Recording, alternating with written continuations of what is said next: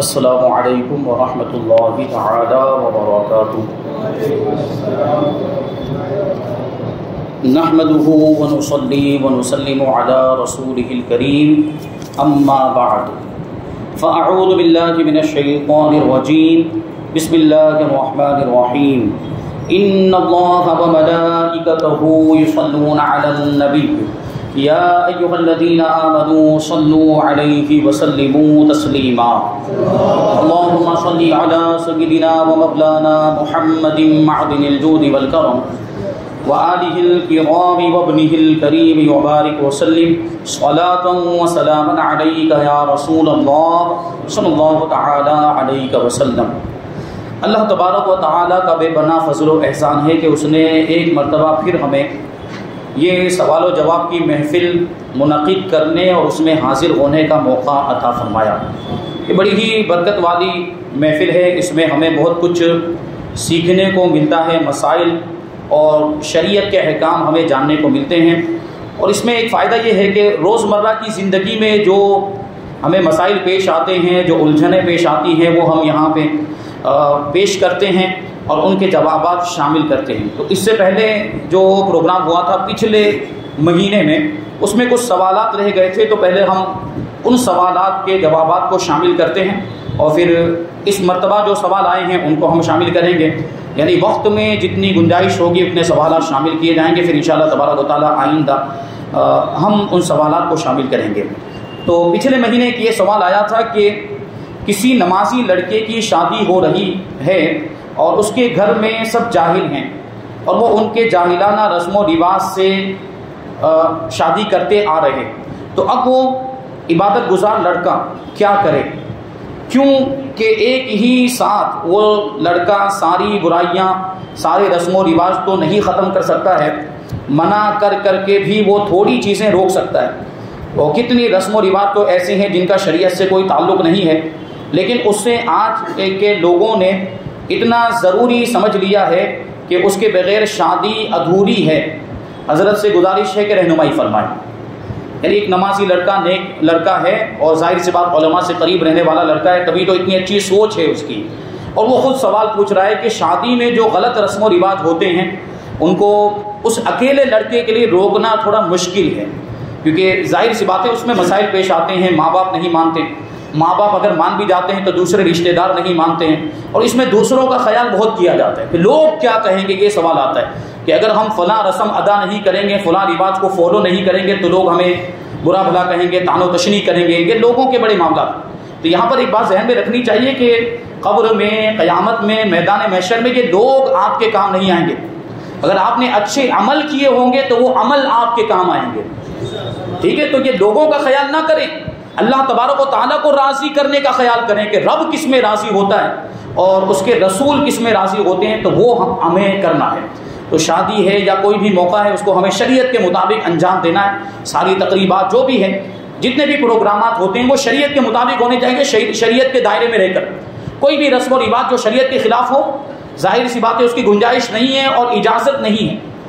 اور یہ جو کہہ رہے ہیں کہ ماں باپ مانتے نہیں ہیں، تو یہ بھائی جنہوں نے سوال پوچھا ہے، ہم ان سے یہ کہنا چاہیں گے کہ اپنے ماں باپ تک ہمارا یہ پیغام پہنچا دیں کہ شریعت میں شادی کا مطلب کیا ہوتا ہے، نکاح کا مطلب کیا ہوتا ہے۔ شریعت میں نکاح کا صرف اتنا مطلب ہے کہ دو شرعی گواہوں کی موجودگی میں مہر کے بدلے میں ایجاب و قبول ہو جائے، شادی ہو گئی۔ شادی اور نکاح شریعت کی نظر میں بس اتنا ہی اس کا تصور ہے۔ اس کی تعریف اگر کی جائے، اس کی ڈیفینیشن اگر کی جائے تو وہ بس اتنی کہ دو شرعی گواہوں کی موجودگی میں مہر کے بدلے میں، مہر کا بھی اس میں ذکر ہو جائے اور ایجاب و قبول ہو جائے۔ ایک کہے میں نے اپنے آپ کو تمہارے نکاح میں دیا، دوسرا کہے کہ میں نے قبول کیا، تو اس سے نکاح ہو جاتا ہے۔ اب دوسری کوئی چیز اس میں ضروری نہیں، کوئی اور چیز واجب یا فرض نہیں ہے، بس ایک ولیمہ رہ جاتا ہے لڑکے والوں کی طرف سے، وہ بھی فرض یا واجب نہیں ہے، وہ بھی سنت ہے کہ اگر کرے تو ثواب ہے، نہ کرے تو کوئی گناہ نہیں۔ کسی مجبوری کی وجہ سے اگر نہیں کرتا، غریب ہے، تو کوئی حرج نہیں، اور اس میں بھی ہزاروں آدمی کو کھلانا ضروری نہیں ہے۔ اس میں اپنی طاقت کے مطابق، استطاعت کے مطابق اگر 10 15 20 25 50 کو بھی اگر کھلا دیا تو اس سے بھی ولیمہ ادا ہو جائے گا۔ ہزاروں کو کھلانا یا اس کے لیے قرضہ وغیرہ لینا، اپنے آپ کو تکلیف میں ڈالنا، اس کی اجازت نہیں ہے، شریعت میں اس کی اجازت نہیں ہے۔ تو نکاح بس اتنا ہے اور اس کے علاوہ جو رسم و رواج ہم نے اس میں داخل کر لیے ہیں ہماری عوام نے، اور زیادہ تر تو جو رسم و رواج ہیں اللہ کی پناہ وہ غیر مسلموں سے ہمارے اندر آ گئے، جن کی شریعت میں اسلام میں کوئی بھی اصل نہیں، غیروں کے رواجوں کو ہم نے اپنا لیا ہے اور ان کو اپنی تقریبات میں اس پر عمل کرنا شروع کر دیا. اور جیسا کہ سوال میں ذکر ہے کہ بہت سے رسم و رواج تو ایسے ہیں کہ جن کے بغیر شادی کو مکمل ہی نہیں سمجھتے، کہ ان کے بغیر شادی مکمل ہو ہی نہیں سکتی، جبکہ میں نے کیا بتایا نکاح کتنی مختصر سی چیز ہے، اس میں کوئی بھی خرچہ نہیں ہے، صرف مہر کا خرچہ ہے. اور آدمی ولیمہ کرے تو وہ بھی اپنی طاقت کے مطابق کرے تو اس میں بھی کوئی بوجھ نہیں ہوگا اور کوئی برڈن نہیں ہوگا، وہ اپنی طاقت کے مطابق کرے تو. جبکہ رسم و رواج کو ادا کرنے میں بسا اوقات خاص طور پر جب لڑکی کا معاملہ ہوتا ہے، لڑکی کا باپ، اسے بڑی تکلیفوں کا سامنا کرنا پڑتا ہے، لوگوں کو جواب دینا. بھائی لوگوں کو آپ کو جواب ہی کیوں دینا ہے؟ لوگ باتیں کرتے کرنے دیجئے، ہمیں ان کے بارے میں کیوں سوچنا؟ ہمیں تو اپنے رب کی رضا حاصل کرنی ہے اور رسول پاک صلی اللہ علیہ وسلم کو راضی کرنا ہے. تو اللہ اور رسول کے فرمان کے مطابق ہمیں شادی کرنی، پھر لوگ جو چاہیں وہ بولتے رہے، ان کو بولنے، لوگوں کے منہ میں زبان ہے. کبھی تو ایسا بھی ہوتا ہے کہ آپ نے سارے رسم و رواج کو فالو کیا، ایک رسم رہ گئی پھر بھی وہ باتیں کر رہے، تو کیا فائدہ باقی کے رسم و رواج کو فالو کرنے کا؟ کبھی تو سارے رسم و رواج کو آپ فالو کرتے پھر بھی برائی ہو رہی ہوتی ہے، یا کھانا اچھا نہیں بنا تھا، یا کھانا گھٹ گیا، اتنے لوگ رہ گئے، یہ ہو گیا وہ ہو گیا. برائی تو ہونی ہی ہونی ہے. لوگوں کے منہ میں زبان ہے وہ ہلے گی، اور زبان میں ہڈی نہیں ہوتی. لوگ بات کریں گے، ان کا کام ہے برائی کرنا، وہ برائی کرتے رہیں گے. تو لوگوں پر توجہ مت دیجئے، آپ شریعت کو دیکھیں، اسلام کو دیکھیں. اور ہم مسلمان ہیں تو ہماری ذمہ داری بنتی ہے کہ ہم اپنا ہر کام شریعت کے مطابق کریں. اسلام ہمیں جو کہتا ہے اس کے مطابق ہم اپنے ہر کام کو کریں. تو شادی وغیرہ جو بھی تقریبات ہیں اس میں سے غلط رسموں کو نکالیں. اور بہت ساری ایسی رسمیں ہیں جو سراسر گناہوں پر مبنی، اس میں بے حیائی کے کام ہوتے ہیں، گناہوں کے کام ہوتے ہیں، برائیاں ہوتی. تو ایسی رسموں کی تو ہرگز بھی اجازت نہیں ہو سکتی. جیسے کہ ہلدی کی جو رسم ہے نا ہمارے درمیان جو آ گئی، یہ پوری کی پوری غیر مسلموں سے کنورٹ ہو کر ہمارے درمیان جو ہلدی کی رسم ہے. ہلدی ایک اچھی چیز ہے، ہلدی لگانے سے رنگ کھلتا ہے، اس کے فوائد ہیں، جلد کی بیماریاں دور ہوتی. تو ہلدی ویسے لگائیں تو کوئی مسئلہ نہیں.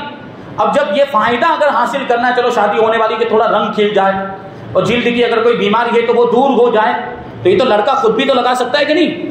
لڑکا خود لگا لے یا اپنے دوستوں سے لگوا لے اگر بہت ہی زیادہ مسئلہ ہے تو ہلدی کا جو فائدہ ہے وہ حاصل ہو جائے گا. لیکن باقاعدہ اس کو رسم کے طور پر جو منایا جاتا ہے اور اس کو ضروری سمجھا جاتا ہے، یہ غلط. اور اس میں پھر کیا ہوتا ہے، غیر محرم عورتیں بھی آتی دولہے کو لگانے کے لیے. اجنبی عورتیں غیر محرم، وہ دولہے کو، ان کے لیے وہ دولہے کو چھونا ہی جائز نہیں. اور پھر کیا بے پردہ ہوتی، وہاں پہ بے پردہ اجنبی عورتیں جمع ہو جاتی، اس کی وجہ سے کتنے خرافات ہوتے ہیں اور کتنے گناہوں کے کام ہوتے ہیں. یہ تو میں نے ایک رسم کی بات ابھی کی، ابھی ساری رسموں کی ہم تفصیل بیان کریں تو بہت سارے گناہوں کے کام اور بہت ساری برائیاں اس کے اندر ہوتی ہیں. بہرحال ہمیں تو دیکھنا ہے کہ شریعت کیا کہتی ہے اور شریعت کے مطابق نکاح کا تصور کیا ہے اور کیسے ہوتا ہے وہ میں نے بتا دیا. تو یہ صاحب جنہوں نے سوال پوچھا ان کو چاہیے کہ ہماری یہ کلپ اپنے ماں باپ تک پہنچا دیں، اپنے رشتہ داروں تک پہنچا دیں کہ اللہ، اور اگر وہ یہ کہتے ہیں ماں باپ نہیں مانتے ہیں تو پھر ماں باپ کی بات اس میں نہیں مانی جائے گی، کیونکہ اللہ کی نافرمانی میں کسی کی اطاعت نہیں. ماں باپ کی اطاعت کرنے کا حکم دیا، لیکن کہاں؟ جائز کاموں میں. اگر ماں باپ جائز کام کا حکم دیتے ہیں تو پھر ان کا حکم ماننا ضروری ہے، لیکن ناجائز کام کا حکم دیتے ہیں، اگر گناہ کے کام کا حکم دیتے ہیں تو وہ بات ان کی نہیں مانی جائے گی. وہ ماں باپ کی بھی نہیں مانی جائے گی، کسی اور کی بھی نہیں، چاہے استاذ ہو، کوئی بڑے مرتبے والا ہو، اگر کیسا بھی شخص کیوں نہ ہو دنیاوی اعتبار سے، اگر وہ کسی گناہ کے کام کا حکم دیتا ہے وہ بات نہیں مانی جائے گی. اللہ کی نافرمانی میں کسی کی بھی اطاعت نہیں، کسی کی بھی فرما برداری نہیں ہے. تو یہ اپنے ماں باپ کو سمجھانے کی کوشش کرے، اگر مان جاتے تو بہت اچھی بات ہے، ورنہ اپنی طاقت کے مطابق جتنی رسموں کو وہ روک سکتا ہے اتنی رسموں کو وہ روکے. اور اگر اس کے باوجود بھی وہ رسمیں کر رہے ہیں تو اپنی بیزاری کا اظہار کریں کہ میرا ان رسموں سے کوئی لینا دینا نہیں، یہ آپ کر رہے ہیں، اس کا وبال آپ کے اوپر. وہ یہ کہہ دیں کہ میرا ان رسموں سے کوئی تعلق نہیں ہے، ان رواجوں سے کوئی تعلق نہیں ہے، میں اس پر راضی نہیں ہوں. اب کوئی کرتا ہے، ماں باپ کرتے ہیں تو اس کے ذمہ دار ہیں، وہ اس کا گناہ ان کے اوپر ہوگا. آگے ایک سوال ہے کہ کچھ لوگ مسجد میں وضو کرتے ہیں اور وہ وضو کا جو پانی ہے اس کے جسم کے اعضاء پر اس سے پوچھے بغیر ہی وہ جماعت خانے میں داخل ہو جاتے ہیں اور نماز کے لیے کھڑے ہو جاتے ہیں، تو اس کا کیا حکم ہے؟ رہنمائی فرمائیں. یعنی وضو کیا، وضو کا پانی پوچھا نہیں ہے رومال وغیرہ سے، اور جماعت خانے کے اندر آ جاتے ہیں، تو اس کا مسئلہ یہ ہے کہ مسجد کے اندر وضو کا پانی گرانا مکروہ تحریمی ہے، گناہ ہے۔ وضو کا جو پانی جو اعضاء کے اوپر رہ گیا ہے، جسم کے حصوں پر جو اعضاء، وضو کے جو اعضاء کہے جاتے ہیں، ان پر جو وضو کا پانی رہ گیا ہے، اس کو مسجد کے اندر گرانا، جو مسجد کا حصہ ہے، جو وضو خانہ بنا ہے وہ تو خارج مسجد ہے، جہاں نماز پڑھی جاتی ہے، جو جگہ مسجد کے لیے بنائی گئی ہے، اس جگہ پر وضو کا پانی گرانا یہ مکروہ تحریمی ہے۔ آدمی گنہگار ہوتا ہے اس کی وجہ سے، تو کیا کریں؟ یا تو رومال وغیرہ سے پوچھ لے، تولیے سے پوچھ لے، اور اگر نہیں پوچھنا چاہتے ہیں تولیے وغیرہ سے یا رومال نہیں ہے، ابھی تو تولیے کا انتظام بھی مسجد میں ہو گیا، پہلے نہیں تھا، وہ لاک ڈاؤن کے بعد سے تولیہ رکھنا بند کر دیا گیا تھا، لیکن اب پھر سے رکھنا شروع کر دیا۔ لیکن کبھی ایسا ہوتا ہے کہ کچھ لوگوں کو گھن آتی، طبیعت نہیں چاہتی کہ کتنے لوگوں نے اس سے اپنا منہ پوچھا ہوگا، اعضاء پوچھے ہوں گے، تو میں کیوں پوچھوں؟ تو پھر اپنے ساتھ ایک رومال لے کر چلیں، اور اگر وہ بھی نہیں ہے اور نہیں پوچھ پائے تو پھر کیا کرنا چاہیے؟ اعضاء کو اچھی طریقے سے جھاڑ لینے کا مطلب بھی نہیں کہ پنکھے کی طرح ایسے وہ ایسے جھٹکنا بھی، یہ بھی مکروہ ہے، یہ بھی نہیں ہونا چاہیے۔ آہستہ سے اس انداز میں یہ اعضاء اس طریقے سے، وہ جو قطرے جو ٹپکتے تھے وہ قطرے ٹپکنے بند ہو جائیں، پھر آپ جماعت خانے کے اندر آ جائیں، تو وہ مکروہ جو کام ہے اس سے آپ بچ جائیں گے۔ آگے ایک سوال ہے کہ کچھ لوگوں کو اولاد نہیں ہوتی، ڈاکٹر کے پاس اگر وہ جاتے ہیں چیک اپ کروانے کے لیے تو وہ لڑکے کی منی منگواتے ہیں چیک کرنے کے لیے، تو وہ لڑکا اپنے ہی ہاتھوں سے اپنی ہی شرمگاہ سے منی نکالتا ہے، کیا اس کو زنا کہیں گے یا مجبوری کہیں گے؟ دیکھیے، سب سے پہلا یہ مسئلہ جان لیں آپ کہ کسی بھی مرد کا اپنے ہی ہاتھ سے منی کو نکال دینا شہوت کی تسکین کے لیے، لذت حاصل کرنے کے لیے، اس کو مشت زنی کہا جاتا ہے، اور یہ حرام ہے، یہ حرام ہے، اس کی اجازت نہیں ہے۔ اور چیک اپ کروانا اولاد نہ ہونے کی وجہ سے، اور اولاد نہ ہونا کوئی شرعی ضرورت نہیں ہے، یہ کوئی شرعی ضرورت نہیں ہے کہ اس کے بغیر آدمی کی زندگی دشوار ہو جائے، بڑی مشکل کا سامنا۔ بہت سے ایسے لوگ ہیں جو بغیر اولاد کے پوری زندگی گزار کے چلے گئے اور ان کی زندگی میں کوئی دشواری پیش نہیں آئی، تو اولاد نہ ہونا یہ کوئی شرعی ضرورت نہیں ہے کہ جس کی وجہ سے کسی حرام کام کے کرنے کی اجازت مل جائے۔ تو یہ صرف چیک اپ کروانے کے لیے منی نکالنا جائز نہیں ہے، اس کی اجازت نہیں، اپنے ہاتھ سے منی نکالنے کی اجازت نہیں ہوگی۔ ہاں، اگر چیک اپ کروانا چاہتے ہیں تو اس کی ایک صورت یہ ہو سکتی ہے کہ اپنی بیوی سے منی نکلوائے، اپنی بیوی سے، یا جماع کے وقت، ہم بستری کے وقت یہ طریقہ اختیار کریں کہ ہم بستری میں مشغول ہو، اور جب انزال ہونے والا ہو، جب منی خارج ہونے والی ہو تو الگ ہو جائے، اور جو منی نکلے پھر اس کو کسی چیز میں محفوظ کر لے اور وہ ڈاکٹر کو بتا دے، اور وہ ڈاکٹر پھر وہ جو بھی ان کا پروسیس ہوگا وہ اس انداز میں وہ کریں گے۔ تو یہ طریقہ اختیار کیا جا سکتا ہے، لیکن اپنے ہاتھ سے خود نکالنے کی اجازت نہیں ہے۔ آگے یہ سوال ہے کہ کتنے ایسے لوگ ہیں جنہیں قرآن پاک پڑھنا نہیں آتا، صرف کچھ صورتیں یاد ہیں تو وہ آتی ہے، لیکن وہ بھی مخرج کے ساتھ انہیں نہیں آتی۔ اب اگر وہ نماز پڑھتے ہیں تو حروف کی ادائیگی کے بغیر کیا نماز ہو جائے گی یا نہیں ہوگی؟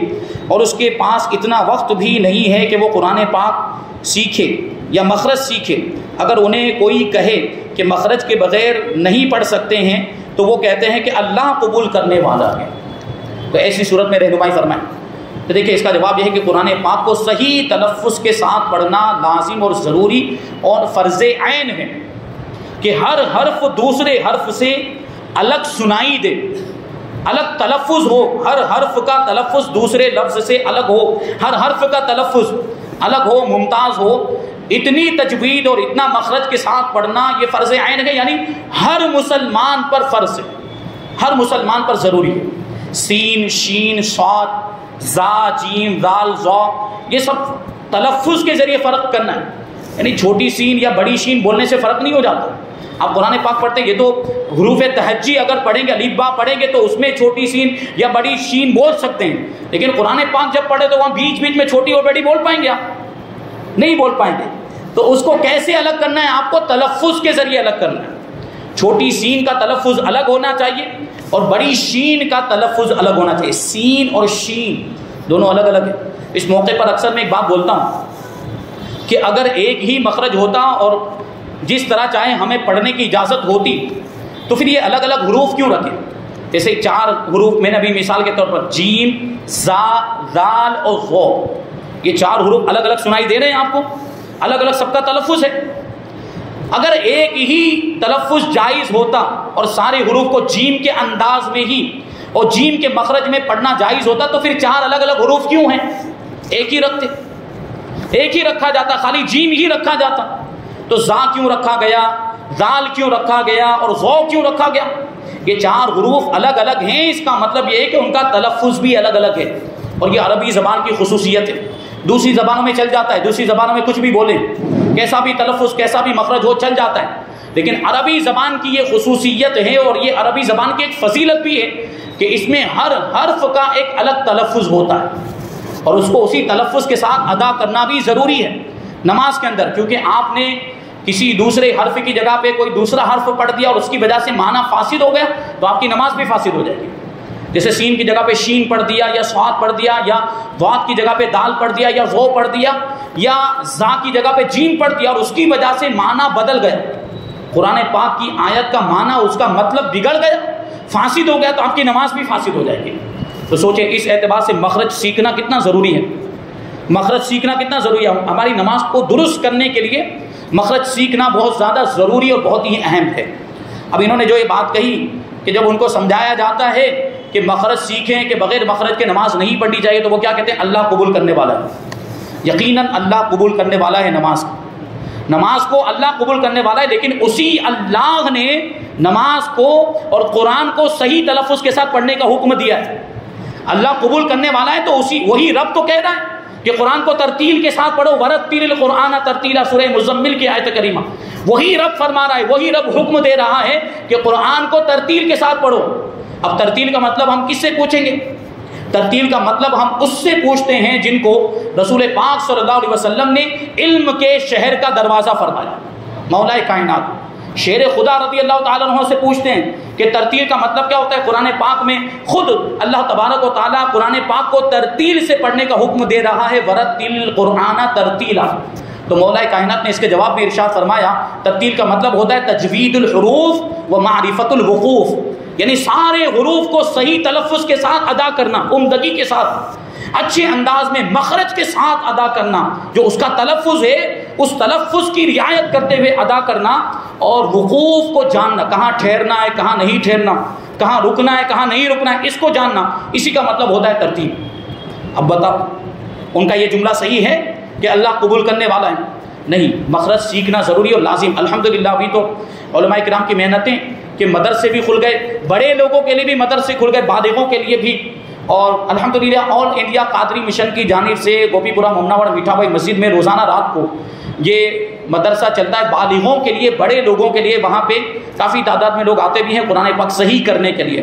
بہت سے لوگ ایسے ہوتے ہیں جنہوں نے قرآن پڑھا ہی نہیں ہوتا تو وہ پڑھنے کے لیے آتے ہیں اثر نو، اور کچھ لوگ ایسے ہیں جو لوگ پڑھ چکے ہیں لیکن مخرج کے ساتھ نہیں پڑھے ہیں تو وہ مخرج سیکھنے کے لیے آتے ہیں. الحمدللہ وہاں پر فرض علوم کورس بھی کرایا جاتا ہے جس میں ضروری معلومات، اسلام کی ضروری معلومات، نماز روزہ حج زکوٰۃ وغیرہ کے ضروری مسائل وہاں پہ سکھائے جاتے ہیں، بیان کیے جاتے ہیں. تو اگر کوئی صاحب آنا چاہتے ہیں تو ضرور وہاں پہ تشریف لائیں. اس میں کوئی شرم کی بات نہیں ہے کیونکہ علم حاصل کرنے کی اور سیکھنے کی کوئی عمر نہیں ہوتی. اب اگر یہ سوچتے ہوں کہ ان کو وقت نہیں ملتا تو وقت تو کسی کو بھی نہیں ملتا. وقت کسی کے پاس ہوتا نہیں، وقت نکالنا پڑتا ہے. وقت کسی کے پاس ہوتا نہیں، وقت نکالنا پڑتا ہے. نکالیں گے تو نکلے گا، تھوڑا سا وقت نکالیں اور آئیں مدرسے میں سیکھنے کے لیے. جیسے کہ آپ نے اس کی اہمیت کو سمجھا اور سیکھنے کی فضیلت میں آپ کو بتاؤں کہ جب تک آپ سیکھ رہے ہوں گے، ابھی آپ سیکھ نہیں رہے، آپ خود اپنی نماز پڑھیں گے اور اس میں کوئی غلطی ہو جائے گی جس سے معنی فاسد ہو جاتا ہے، لفظی غلطی، تو آپ کی نماز فاسد ہو جائے گی. لیکن آپ نے سیکھنا شروع کر دیا اور آپ نے کوشش کرنا شروع کر دیا تو اب اگرچہ ابھی آپ کو آ نہیں رہا ہے، ابھی آپ پورے طور پر سیکھے نہیں، لیکن سیکھنے کی برکت یہ ہوگی، کوشش کرنے کی برکت یہ ہوگی کہ اب اگر آپ غلط بھی پڑھیں گے تب بھی نماز ہو جائے گی. یہ سیکھنے کی برکت. بہرحال اگر کوئی نہیں سیکھنا چاہتا ہے اللہ توفیق عطا فرمائے، لیکن اگر کوئی نہیں سیکھنا چاہتا ہے یا شرم آتی ہے سیکھنے میں تو ان کو میں ایک طریقہ بتا دوں، لیکن یہ حل نہیں ہے اس کا، یہ بات یاد رکھیں. اب یہ ایسا کوئی مسئلہ بتایا جاتا ہے کہ اب ہمیں تو مخرج نہیں آتا تو نماز پڑھنے کا کیا فائدہ، اب نہیں پڑھتے. جب ایسا کوئی مسئلہ بتایا جاتا ہے تو آؤٹ لائن پہ چلے جاتے، آؤٹ ہو جاتے. پھر ایسا نہیں، اس کو سدھارنے کی کوشش کرنی چاہیے. یہ تو بچوں والی بات ہو گئی، بچوں کو ڈانٹا جاتا ہے تو جس کام سے ڈانٹا جاتا ہے اور زیادہ کرتے ہیں وہ، تو اس کا یہ مطلب نہیں کہ اب آپ نماز پڑھنا ہی چھوڑ دیں. نہیں، نماز پڑھنا جاری رکھیں. اس کا ایک طریقہ میں آپ کو بتاؤں کہ اگر آپ کو مخرج نہیں آتے ہیں تو سیکھیں بہتر، سب سے پہلا حکم تو یہی ہے کہ سیکھیں. لیکن اگر آپ نے نہیں سیکھا ہے یا قرآن نہیں آتا، قرآن نہیں پڑھنا جانتے ہیں، تو فرض نماز میں جو جماعت کے ساتھ پڑھی جاتی ہے وہ فرض نماز، اس میں تکبیر تحریمہ کے ساتھ شامل ہوں. پہلی رکعت میں تکبیر تحریمہ کے ساتھ یہ آپ شامل ہوں اور پوری نماز امام کے ساتھ پڑھیں تو آپ کا فرض ذمے سے ساقط ہو جائے گا. کیوں؟ کیونکہ اس میں قرات کرنی نہیں ہوتی امام کے پیچھے، تو قرآن پڑھنے کا مسئلہ ہی نہیں ہے اس میں ہے. اور دوسری چیزوں میں بھی احتیاط کریں، جو تسبیح وغیرہ پڑھی جاتی کم سے کم اس کو تو سیکھ لیں کہ اس میں بھی کوئی ایسی غلطی نہ ہونے پائے. تو بہرحال اگر اس میں بھی کوئی ایسی غلطی نہیں ہوئی اور پہلی رکعت سے ہی آپ امام کے ساتھ شامل تھے اور امام کے پیچھے نماز پڑھی تو کم سے کم فرض آپ کا ساقط ہو جائے گا، یعنی فرض ادا ہو جائے گا.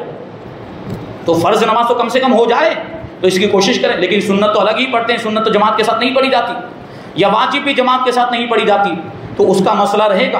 اگر سنت کو درست کرنا چاہتے ہیں، واجب کو درست کرنا چاہتے ہیں جو الگ پڑھی جاتی ہے، تو پھر مخرج سیکھنے پڑیں گے، یا پھر اس کی بھی جماعت کریں، سنت کی بھی جماعت کریں اور واجب کی بھی جماعت کریں. اب کہیں گے کہ وہ سنت کی جماعت تھوڑی ہوتی ہے، واجب کی نہیں، آپ کریں اہتمام اپنی نماز کو. یعنی سیکھنا نہیں چاہتے ہیں، یعنی اب سوچیں کہ ادھر سیکھنے کی بات کہی جا رہی ہے، دوسری طرف یہ راستے بتائے جا رہے ہیں. آپ نہیں، جو نہیں سیکھتا اس کے لیے بتایا جا رہا ہے، ورنہ کوتاہی تو ہے اس کی.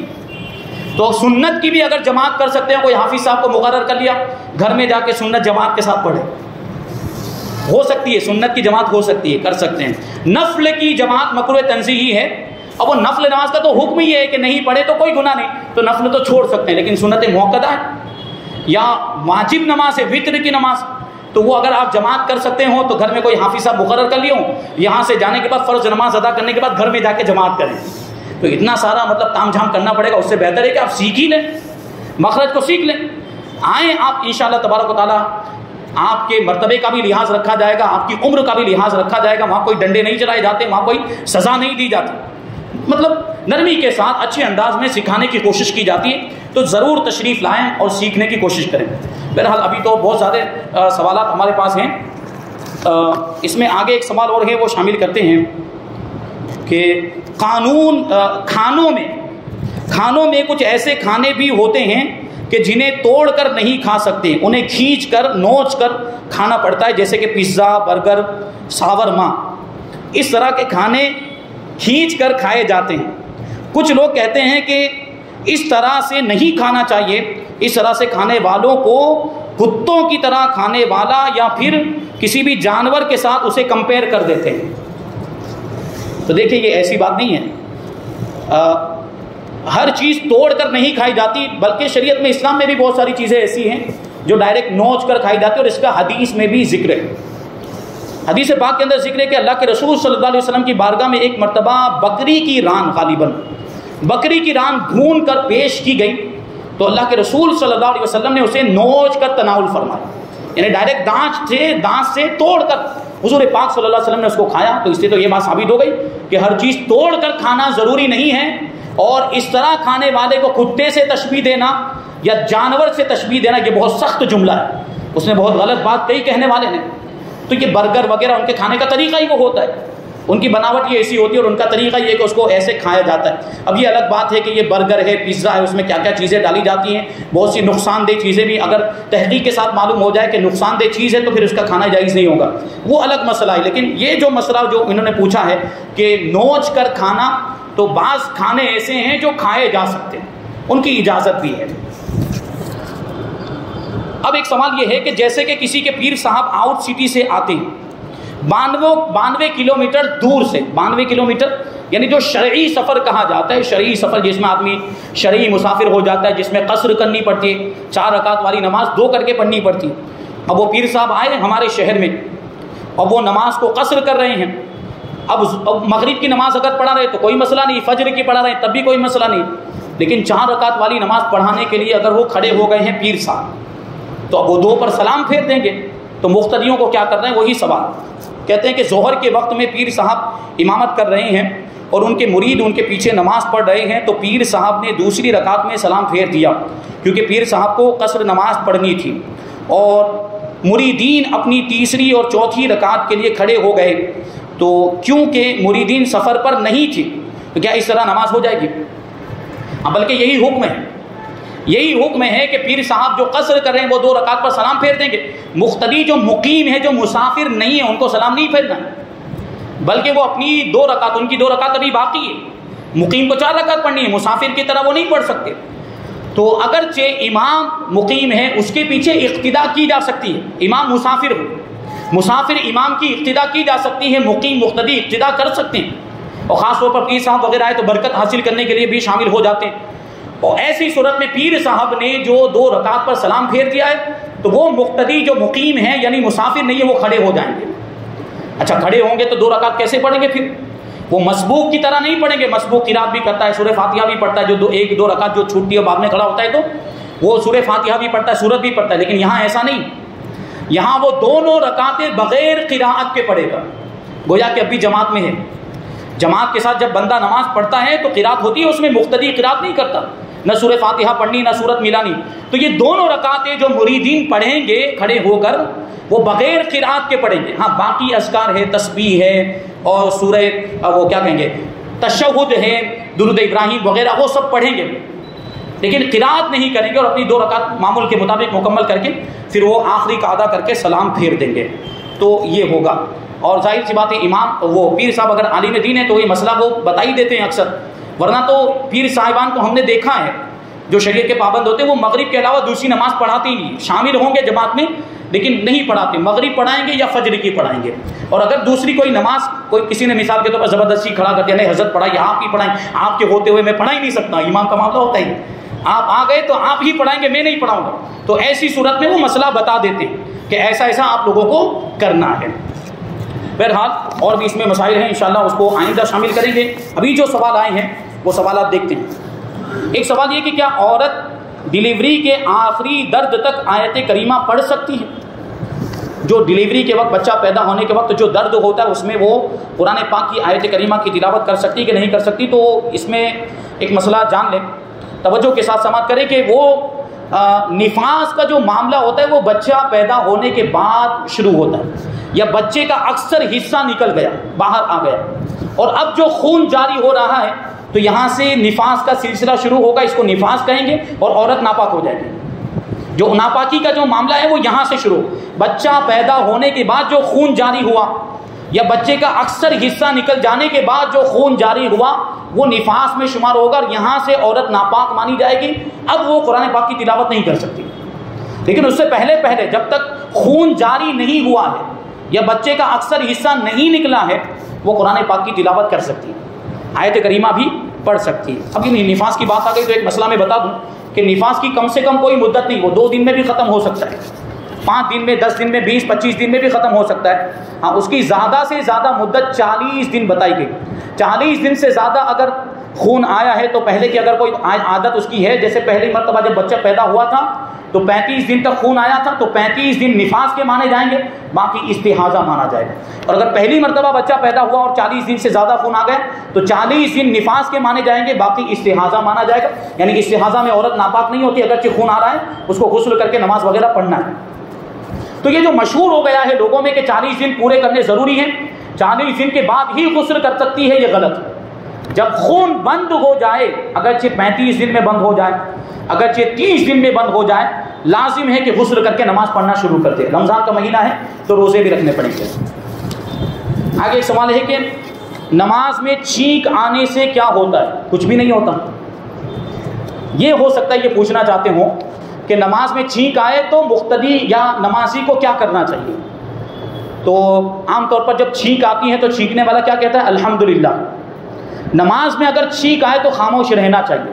لیکن اگر کسی نے الحمدللہ کہہ بھی لیا تو نماز میں کوئی فرق نہیں پڑے گا، نماز ہو جائے گی، کیونکہ وہ اللہ کی حمد ہی تو بیان کر رہے ہیں. نماز کے اندر ویسے بھی اللہ کی حمد بیان کی جاتی ہے، تو وہ الحمدللہ بول دیتا ہے تو اس سے نماز میں کوئی فرق نہیں پڑے گا. لیکن اگر کسی دوسرے کو چھینک آئی اور اس نے الحمدللہ کہا اور اس کے جواب میں اس نے یرحمک اللہ کہہ دیا تو اب اس کی نماز فاسد ہو جائے گی، کیونکہ اب جواب میں بولا ہے اس نے، اللہ کی ثنا اللہ کی حمد کے طور پر نہیں. اس کو چھینک آئی، اس نے الحمدللہ کہا اور اس کے جواب میں اس نے یرحمک اللہ کہہ دیا تو اب اس کی نماز فاسد ہو جائے گی. انہوں نے دوسرا سوال پوچھا ہے کہ نماز کے بعد سر پہ ہاتھ کیوں رکھتے ہیں؟ یہ فرض نماز سے فارغ ہونے کے بعد ایسے رکھ کے کچھ پڑھتے ہیں. تو یہ سنت سے ثابت ہے، اور اس میں جو دعا پڑھی جاتی، بڑی ہی پیاری دعا ہے، آپ حضرات کو بھی وہ دعا یاد کر لینی چاہیے، اور میرے خیال سے اکثر لوگوں کو یاد ہوگی۔ وہ دعا حدیث شریف میں بھی آئی، حضرت انس بن مالک رضی اللہ تعالیٰ عنہ سے روایت ہے، وہ کہتے ہیں کہ اللہ کے رسول صلی اللہ علیہ وسلم نماز سے فارغ ہونے کے بعد اپنی پیشانی مبارک پر ہاتھ رکھتے تھے اور یہ دعا پڑھتے تھے۔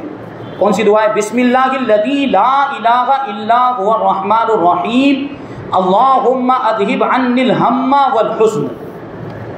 یہ آپ کو اگر یاد نہیں تو ایسے یاد نہیں ہو پائے گی، انشاءاللہ ہم اس کو گروپ میں ڈال دیں گے، یاد رہا تمہیں۔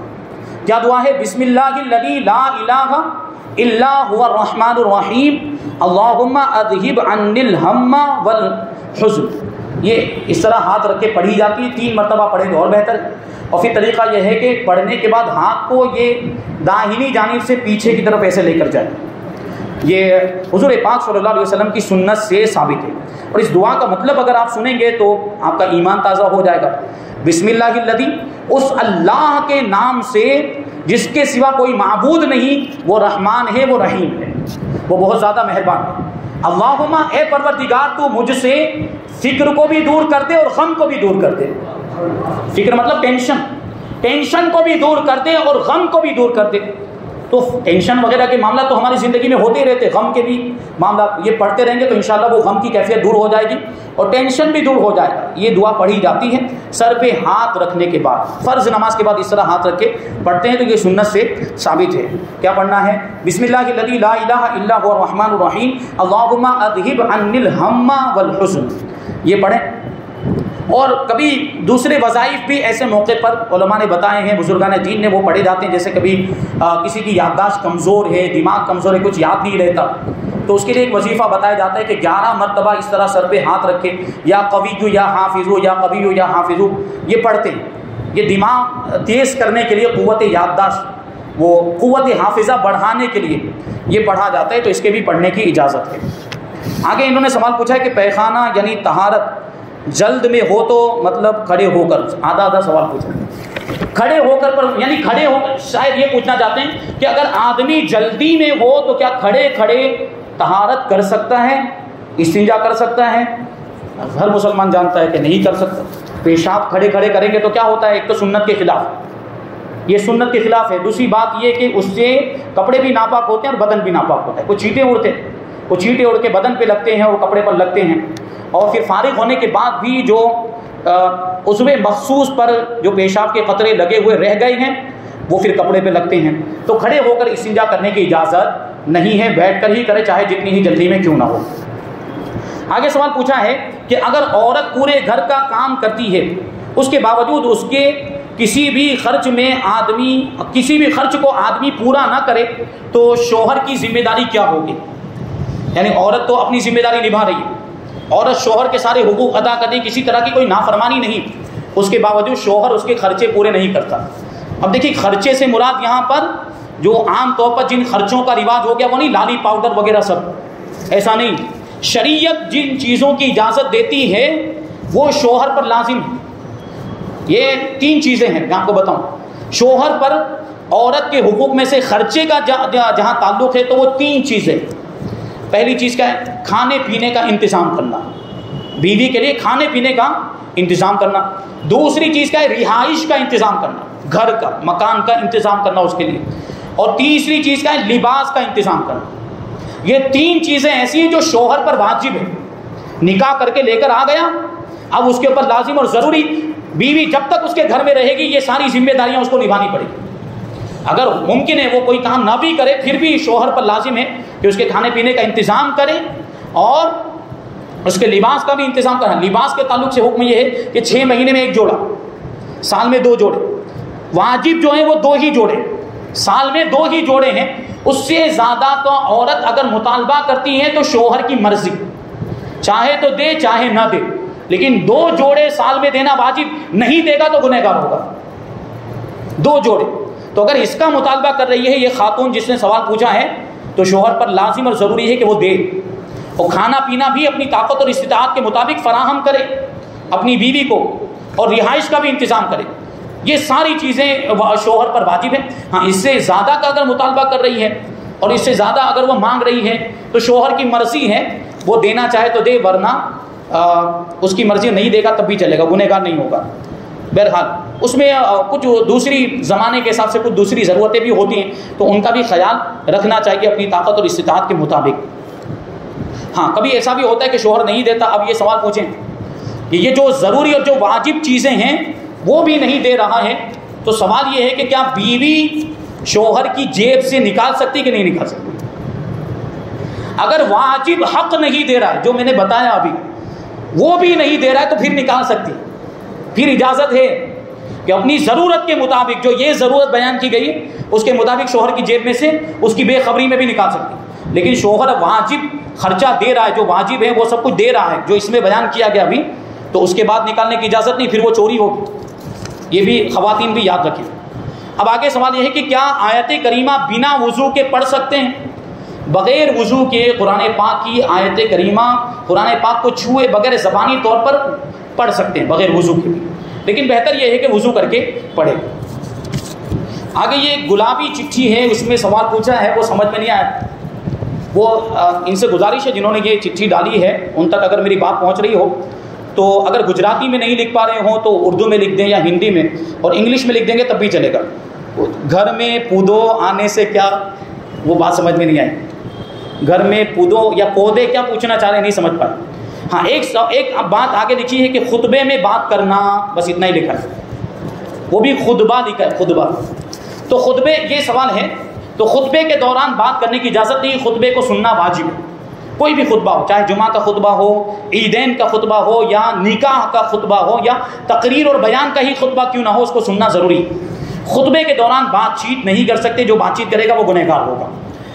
آگے ایک سوال ہے کہ فجر کی نماز میں جماعت اگر ہو رہی ہو تو 2 سنت جماعت کے بعد پڑھ سکتے ہیں یا پہلے 2 سنت پڑھنا ضروری ہے؟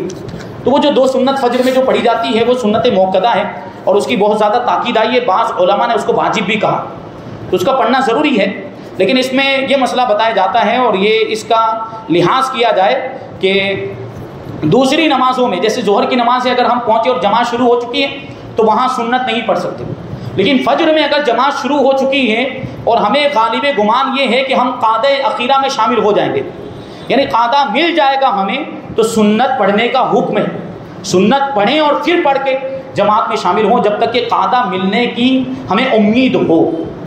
لیکن اگر ایسے وقت میں پہنچا کہ اب قعدہ ملنے کی بھی امید نہیں، یعنی اگر سنت پڑھنے میں مشغول ہوگا تو قعدہ بھی ہو جائے گا، نماز بھی پوری ہو جائے گی، تو اب سنت پڑھنے کی اجازت نہیں، اب جماعت میں شامل ہو جائے، تو یہ طریقہ اپنایا جائے۔ اب سوال یہ ہے کہ کوئی شخص آیا ایسے وقت میں کہ امام صاحب قعدے میں ہی تھے یا دوسری رکعت کے رکوع میں جا چکے تھے یا سجدے میں تھے دوسری رکعت کے، کہ اب اگر سنت پڑھیں گے تو نماز ہو جائے گی، جماعت پوری ہو جائے گی، تو اب سنت پڑھنے کی اجازت نہیں، تو ایسی صورت میں اگر کسی نے سنت نہیں پڑھی تو اب کیا وہ بعد میں پڑھ سکتا ہے فرض نماز ہو جانے کے بعد؟ تو اس کا جواب یہ ہے کہ فرض نماز کے بعد کوئی بھی سنت اور نفل نماز طلوع آفتاب تک نہیں پڑھ سکتے، مکروہ ہے۔ کوئی بھی سنت اور نفل نماز فجر کی فرض نماز ہو جانے کے بعد نہیں پڑھ سکتے، البتہ طلوع آفتاب ہو گیا اور اس کے بعد جو مکروہ وقت ہوتا ہے 20 منٹ کا، وہ مکروہ وقت بھی گزر گیا، کیونکہ مکروہ وقت میں تو پھر کوئی بھی نماز نہیں پڑھ سکتے، فرض بھی نہیں پڑھ سکتے، اس کے بعد اگر پڑھنا چاہے تو پڑھ سکتا ہے، مکروہ وقت نکل گیا، اس کے بعد اگر سنت پڑھنا چاہتا ہے تو پڑھ سکتا ہے۔ جبکہ اس کے تعلق سے حکم یہ امام اعظم ابو حنیفہ رضی اللہ تعالیٰ عنہ کا موقف یہ ہے کہ اگر فجر کی فرض سے پہلے اگر سنت نہیں پڑھ سکا تو وہ ساقط ہو جاتی ہے، کیونکہ اس کا وقت ہی وہ ہے، اس کا وقت ہی فرض سے پہلے وہ وقت نکل گیا تو اب وہ ساقط ہو گئے، اب نہیں پڑھ سکتے۔ لیکن امام محمد جو امام اعظم ابو حنیفہ کے شاگرد ہیں وہ فرماتے ہیں کہ اگر مکروہ وقت کے بعد کوئی پڑھنا چاہے تو پڑھ سکتا ہے، تو دل کے اطمینان کے لیے اگر آپ پڑھنا چاہیں تو مکروہ وقت گزر جانے کے بعد، طلوع آفتاب کے بعد جو مکروہ وقت ہوتا ہے اس وقت امام محمد کے موقف پر عمل کرتے ہوئے پڑھنا چاہیں تو پڑھ سکتے ہیں دل کے اطمینان کے لیے۔ اور کبھی یہ بھی ایسا بھی ہو سکتا ہے کہ دونوں چھوٹ گئی، فرض بھی چھوٹ گئی اور سنت بھی چھوٹ گئی اور نماز کا وقت ہی نکل گیا، نماز کا وقت باقی ہے تو آ کر پڑھ لیں گے، لیکن نماز کا وقت ہی نکل گیا، تو ایسی صورت میں وہی مکروہ وقت گزر جانے کے بعد اگر زوال سے پہلے قضا کر رہے ہیں تو دونوں پڑھیں گے، سنت بھی پڑھیں گے اور فرض بھی پڑھیں گے، لیکن اگر زوال کے بعد قضا کر رہے ہیں، زوال کا بھی جو مکروہ وقت نکل جاتا ہے اس کے بعد اگر قضا کر رہے ہیں تو صرف فرض پڑھیں گے، پھر سنت نہیں پڑھیں گے، کیونکہ سنت کی قضا نہیں ہے، صرف فرض اور واجب کی قضا ہے۔ ایک آخری سوال شامل کرتے ہیں، اس کے بعد یہ ہم موقف رکھیں گے۔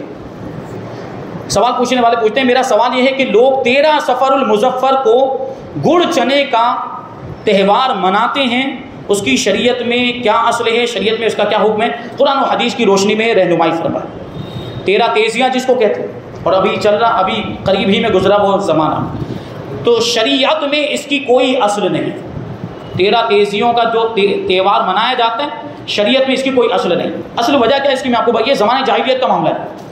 یہ زمانے جاہلیت سے یہ چلا رہے، سفر کے مہینے کو لوگ منحوس سمجھتے ہیں، اور خاص طور پر ان 13 دنوں کو منحوس سمجھا جاتا ہے۔ ان 13 دنوں میں کوئی کاروبار شروع نہیں کرتے، نیا کاروبار، شادی بیاہ نہیں کرتے، کوئی فنکشن نہیں کرتے، کوئی نیا کام شروع نہیں کرتے ہیں۔ یہ بالکل غلط ہے۔ یہ دن اور مہینے سب اللہ کے بنائے ہوئے، کوئی بھی دن منحوس نہیں، کوئی بھی مہینہ منحوس نہیں، سب اللہ کے دن ہیں اور سب اللہ کے مہینے ہیں۔ اللہ کے رسول صلی اللہ علیہ وسلم نے حدیث پاک میں ارشاد فرمایا، لا سفر ولا حامہ، کہ سفر کوئی چیز نہیں ہے اور الو کوئی چیز نہیں، یعنی سفر کے مہینے میں کوئی نحوست نہیں ہے اور الو میں بھی کوئی نحوست نہیں۔ الو کو بھی منحوس سمجھا جاتا ہے۔ الو ایک پرندہ آپ نے دیکھا ہوگا، وہ کسی کے مکان پہ آ کر اگر بیٹھ جائے، کسی کی کھڑکی پر آ کر بیٹھ جائے تو کہتا ہے آج گئے، آج کچھ برا ہونے والا ہے۔ ایسا کچھ بھی نہیں ہے۔ الو جیسے دوسرے پرندے ویسے وہ پرندہ ہے، پرندہ ہوتا ہے، اس میں کیا نحوست، اس میں کوئی نحوست کی بات نہیں۔ اللہ کے رسول صلی اللہ علیہ وسلم نے اس کا رد فرمایا کہ الو میں کوئی نحوست نہیں اور سفر کے مہینے میں بھی کوئی نحوست نہیں۔ تو یہ 13 تیزیوں کا جو تہوار ہے، شریعت میں، اسلام میں اس کی کوئی اصل نہیں۔ اور گڑ چنے پر جو فاتحہ دلایا جاتا ہے، یہ بھی کوئی ضروری نہیں، کسی بھی کھانے کی چیز پر فاتحہ دلایا جا سکتا ہے۔ اور 13 تیزیوں کے مکمل ہونے پر یہ خاص طور پر اس کا اہتمام کرنا، اس کو بند کرنا چاہیے۔ اگر گڑ چنے پر آپ دلانا چاہتے ہیں تو وہ بھی ایک کھانے کی چیز ہے، اس پر بھی فاتحہ دلایا جا سکتا ہے، لیکن کسی اور موقع پر، تاکہ یہ رواج ختم ہو۔ اس رواج کو ختم کرنے کی کوشش کریں کہ شریعت میں اس کی کوئی اصل نہیں ہے۔ اب گڑ چنے کھانے کا آپ کو من ہے تو محرم کے مہینے میں فاتحہ دلا دیں، یا ربیع الاول کے مہینے میں گڑ چنے پر فاتحہ دلا کے، کوئی بھی کھانے کی چیز حلال چیز ہو اس پر فاتحہ دلایا جا سکتا ہے، لیکن اس موقع پر نہ دلائیں تاکہ یہ رسم ختم ہو۔ اس کو ختم کرنے کی نیت سے اگر آپ ایسا کریں گے تو آپ کو ثواب ملے گا، کیونکہ غلط رسم یہ چل گئی ہے۔ ایک سوال اس میں ہے، بڑے پرچے سے پہلے یہ سوال دے لیتے ہیں کہ میرا سوال یہ ہے کہ اسلام میں محبت کرنا کیسا ہے؟ جیسا کہ آج کل بہت سارے جی ایف بی ایف یعنی بوائے فرینڈ اور گرل فرینڈ کے معاملات بڑھتے جا رہے ہیں، اسلام اور شریعت میں اس کا کیا حکم ہے، رہنمائی فرمائیں۔ تو اس کی اجازت نہیں، شادی سے پہلے محبت کرنے کی اجازت نہیں، وہ دونوں ایک دوسرے کے لیے اجنبی ہیں۔ اجنبی کے ساتھ محبت کرنا یا اجنبی کو دیکھنا، بلا ضرورت اسے بات چیت کرنا، شریعت میں اس کی کوئی اجازت نہیں، یہ ناجائز اور گناہ ہے۔ تو یہ جو محبت جس کو مجازی محبت کہا جاتا ہے، شریعت میں اس کی کوئی اصل نہیں ہے۔ جو حقیقی محبت ہے اور شریعت جس محبت کی اجازت دیتی ہے وہ شادی کے بعد کی محبت ہے۔ تو شادی کے بعد محبت کریں اپنی بیوی سے، شادی سے پہلے محبت کرنے کی اجازت نہیں۔ شادی کے بعد، میں نے بیوی سے کہا، یاد رکھیں، شادی کے بعد اس کا مطلب نہیں کہ پھر وہی اجنبی سے، اپنی بیوی سے محبت کریں، یہ اصل ہے۔ اور آج کل یہ جو معاملات بڑھ گئے، اس کی وجہ سے بہت ساری خرابیاں، اس میں بہت سارے گناہوں کے کام ہوتے ہیں۔ محبت کا مطلب وہ اصل جو محبت ہے، دل کی جو کیفیت، وہ رہ ہی نہیں گیا۔ محبت کا مطلب جسمانی تعلق ہو گیا ہے اب تو۔ محبت کا مطلب جسمانی تعلق جو سراسر حرام ہے، جو زنا ہے، تو یہ تو ہرگز جائز نہیں ہو سکتا۔ یہ تو قرآن و حدیث سے اس کی حرمت ثابت ہے۔ تو یہ سارے معاملات، اور اس کی وجہ سے ایک بہت بڑی خرابی کیا لازم آتی کہ پہلے سے اگر تعلقات ہوں، شادی سے پہلے 1 سال 2 سال 1.5 سال پہلے سے اگر تعلقات ہوں، تو پھر شادی کے بعد ان ساری چیزوں کی وجہ سے جھگڑے ہوتے ہیں، کیونکہ ہر چیز کا ایک کوٹا ہوتا ہے، اسی طرح محبت کا بھی ایک کوٹا ہوتا ہے۔ اب وہ کوٹا شادی سے پہلے ہی ختم ہو چکا ہے، تو شادی کے بعد کے لیے کچھ بچے گا؟ تو پھر لڑائی جھگڑے نہیں ہوں گے تو کیا ہوگا؟ ساری محبت تو پہلے خرچ کر چکے، سارے دعوے، ساری قسمیں، سارے وعدے پہلے ہی ہو جاتے، تو شادی کے بعد کے لیے کچھ بچتا ہی نہیں۔ تو پھر تھوڑے دن گزرتے ہیں کہ پھر لڑائی جھگڑے شروع، کبھی کبھی تو ایسا کہ صرف جسمانی تعلق باقی رہ گیا ہوتا ہے، جب وہ ہو جاتا ہے تو پھر لڑائی جھگڑے، اب ایک دوسرے کا چہرہ دیکھنا بھی پسند نہیں کرتے، اور اسی وجہ سے اس رشتے کو لوگ بدنام کرتے ہیں، اس پہ جوکس بنائے جاتے ہیں، لطیفے بنائے جاتے ہیں، میاں بیوی کے رشتے، جبکہ میاں بیوی کا رشتہ کتنا پاکیزہ رشتہ ہے، کتنا مقدس رشتہ ہے۔ دنیا کا سب سے پہلا رشتہ اگر کوئی ہے تو وہ میاں بیوی کا رشتہ ہے۔ حضرت آدم اور حضرت حوا، پہلے انسان، پہلے مرد اور پہلے عورت، اس سے پہلے انسان تھا ہی نہیں، تو سب سے پہلا جو رشتہ ہے وہ میاں بیوی کا رشتہ ہے، باقی کے سارے رشتے بعد میں وجود میں آئے۔ بڑا پاکیزہ اور مقدس رشتہ ہے، تو اس کی حرمت کو پامال نہیں کرنا چاہیے اور اس کا لحاظ کرنا چاہیے۔ یہ محبت جو ہے وہ شادی کے بعد کے لیے باقی رکھیں، اور اس کا حل بھی یہ بیان کیا جاتا ہے کہ اب اس زمانے میں اگر اس سے بچنا چاہتے ہیں تو جو رشتہ جو کر دیتے ہیں نا، 2 سال پہلے سے رشتہ کر دیتے ہیں یا 1.5 سال، یہ نہ کیا جائے۔ آپ جب شادی کرنے کا ارادہ کر لیں، 2 مہینے باقی ہیں یا 3 مہینے، اور جتنی دن کی ضرورت پڑتی ہے شادی کرنے کے لیے، اور میں نے بھی آپ کو بتایا کہ جو نکاح، جو شریعت کی نظر میں جو نکاح، اس میں تو کوئی تیاری کی بھی ضرورت نہیں، ہے کوئی تیاری کی ضرورت؟ 2 دن پہلے بھی اگر ارادہ بنا، 2 دن کے بعد بیٹھ گئے، مہر مقرر کر لیا، مہر کو ادھار بھی رکھا جاتا ہے، اگر انتظام نہ بھی ہو تو مہر کو ادھار بھی رکھا جا سکتا ہے، نکاح ہو جائے گا، اس میں کوئی خرچہ، اس میں کوئی تیاری کرنے کی ضرورت کوئی ضرورت نہیں۔ پھر بھی آپ نے جو یہ کچھ ایسی چیزیں رائج کی ہوئی ہیں، بہرحال دنیا داری کے اعتبار سے اگر 2 مہینے کی مدت لگتی ہے تو 2 مہینے کا انتظار کریں، اور 2 مہینے سے پہلے رشتہ کر دیں اور 2 مہینے کے بعد فوراً شادی کر دیں، تو یہ سارے خرافات ختم ہو جائیں گے کہ جو محبت کے اور جو تعلقات یہ تو رشتہ ہو جانے کے بعد ہوتے ہیں، اور رشتہ ہو جانے کے بعد تو اپنا حق سمجھنے لگ جاتے ہیں معاذ اللہ، اور اس میں پھر بہت آگے بڑھ جاتے ہیں۔ اکثر ہمارے پاس ایسے معاملات آتے ہیں کہ شادی سے پہلے لڑکی حاملہ ہو جاتی ہے، اس کی بڑی تفصیل ہے، ایسے ایسے واقعات اور کیا کیا ہوتا ہے اس کے اندر، اور اس میں کیا ہوتا ہے لڑکے کا تو کچھ نہیں جاتا، لڑکا تو اگر ہاتھ کھڑے کر دے کہ میں نے کچھ بھی نہیں کیا، حاملہ ہو گئی، یہ بچہ میرا نہیں، اس نے کسی دوسری جگہ پہ منہ کالا کروائے، کیا کر لیں گے لڑکی کے ماں باپ؟ بتائیے، کوئی ثبوت ہے ان کے پاس؟ کیونکہ وہ معاملہ تو تنہائی میں ہوتا ہے۔ تو اپنی بچیوں کی عزت کو بچائیں، اپنی بچیوں کی عزت کو، خاص طور پر بچیوں کی عزت، اور لڑکا بھی اگر ایسا عمل کرتا ہے تو وہ بھی اس کی بے عزتی ہے، اس میں بھی اس کی عزت جاتی ہے، کیونکہ وہ غلط جگہ پہ اپنی خواہش کی تکمیل کر رہا ہے، حرام جگہ پر، وہ بھی قابل احترام نہیں رہ جاتا۔ تو بہرحال ان ساری چیزوں پر روک لگانے کی ضرورت ہے۔ ابھی اور سوال انشاءاللہ تبارک و تعالیٰ ان کو ہم آئندہ شامل کریں گے۔ اللہ تبارک و تعالیٰ کی بارگاہ میں دعا ہے کہ جو کچھ بھی بیان ہوا اس پر ہم سب کو عمل کرنے کی توفیق عطا فرمائے، اور شریعت کے مطابق ہمیں زندگی گزارنے کی توفیق عطا فرمائے۔ وما علینا الا البلاغ۔